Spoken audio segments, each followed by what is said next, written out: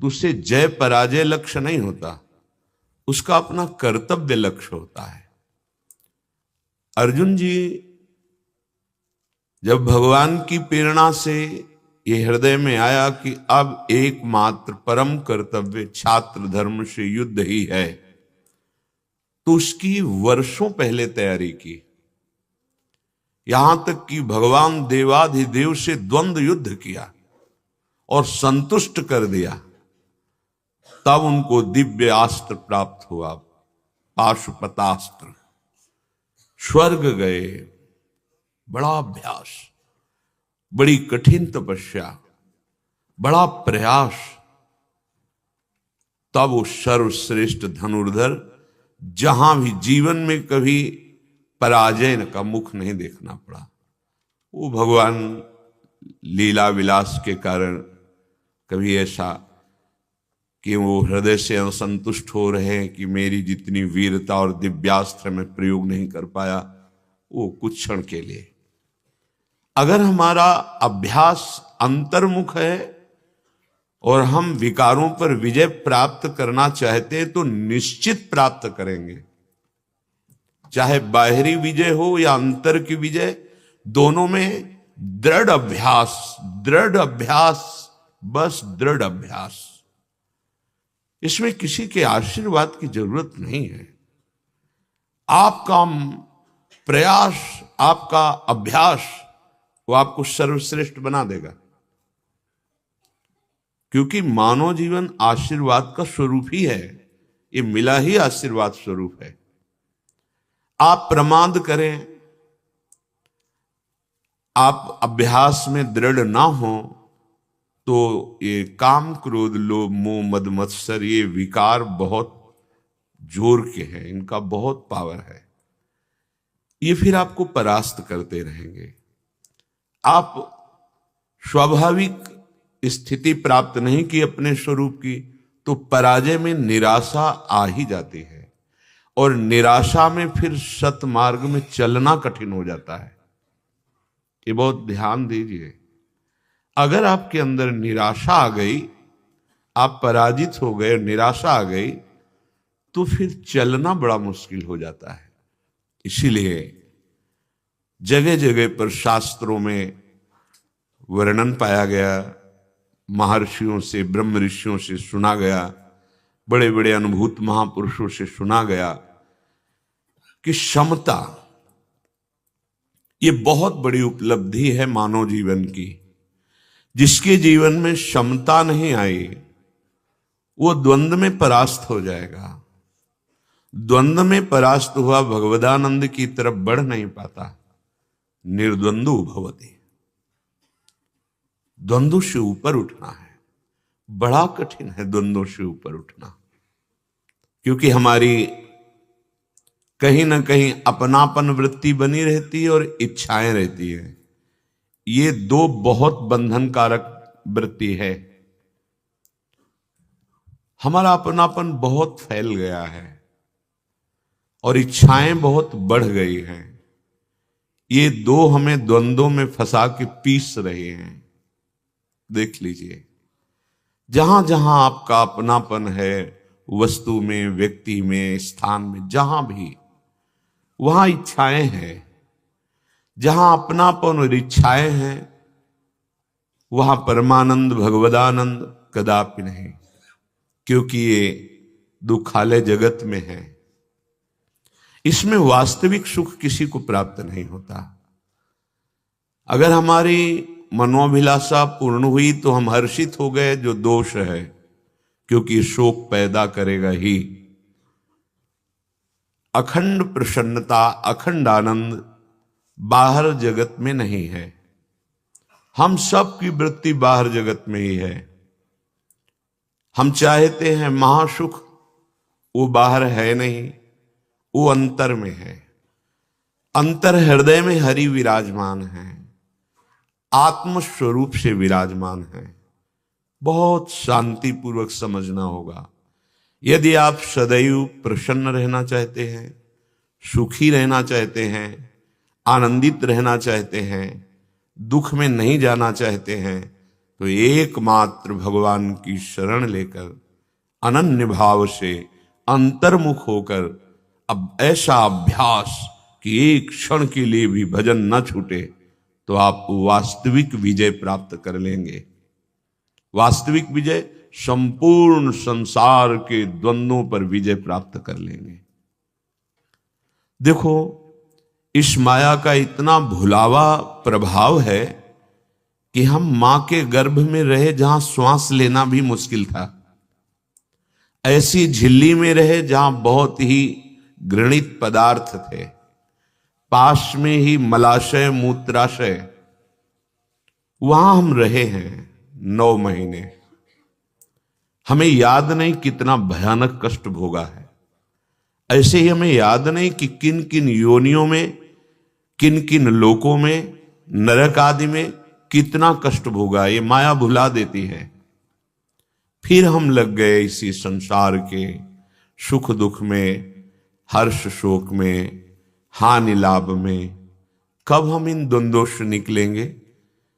कौन सा ऐसा शरीर है जो हमें द्वंद्वों से मुक्त कर सके? इसलिए बहुत सावधानी की जरूरत है। हमें ना जय में हर्षित होना है, ना पराजय में शोकित होना है। हमें क्षमता धारण करनी है, पर बहुत कठिन है। श्रीपाद कह रहे हैं, बहुत बढ़िया उपाय बता रहे हैं। कह रहे हैं कि नाशम दमाद्यमस्ति विदितम नहि स्वधर्म स्थिति हरिचरणारविंद युगले सदैव मंदामति उपरमणं च नास्ति कलुषान् महत्कृपा दुर्लभा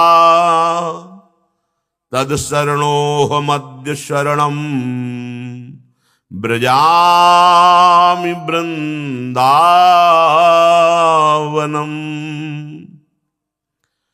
शम दम आदि बहुत कठिन है।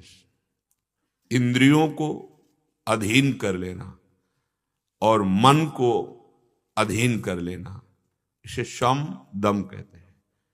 दमन कर दे इंद्रियों का और मन को अचंचल स्थित कर दे लक्ष्य पे। बोले बड़ा कठिन है कठिन। देखो ना, इंद्रियां जो चाहती हैं वही हम करते हैं। मन इंद्रियों के साथ जैसा संकल्प बनाता है, कल्पना करता है भोगों की, बस उन्हीं भोगों में हम सुख बुद्धि करके विचरण करते हैं। दुर्गति का कारण, यही दुर्गति का कारण। इनको रोकना होगा। इंद्रियों को, जो इनका विषय है, उन भोगों से रोकना होगा। धर्मयुक्त भोगों का सेवन भगवत प्राप्ति के लिए, अधर्मयुक्त विषयों की तरफ से इंद्रियों को रोकना होगा। बड़ा कठिन है।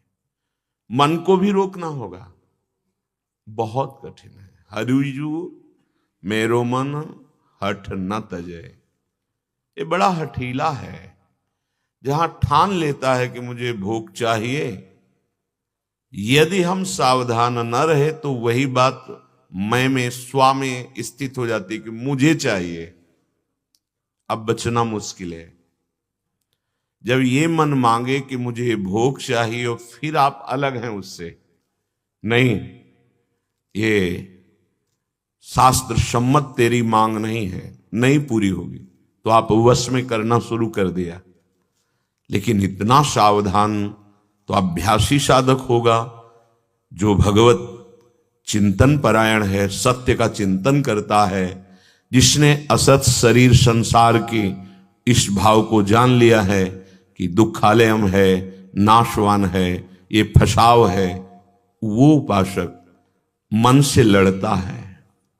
नहीं तो जैसा मन कहता है वैसे हम अपने में स्वीकार कर लेते हैं। जो हमारी हार होती है, पराजय होती है विषयों से, वो इसी में होती है। हम अपने में उन बातों को, उन भोगों को, उन संकल्पों को स्वीकार कर लेते हैं।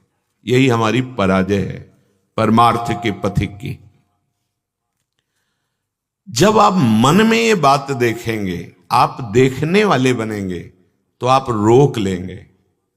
जब आप मन बन करके मैं देखना चाहता हूं, मैं भोगना चाहता हूं, फिर नहीं। तो श्रीपाद कह रहे हैं न शम दमाद्यमस्ति, शम दम भी नहीं है, न इंद्रियों पर विजय प्राप्त की गई है और न मन पर विजय प्राप्त की गई है।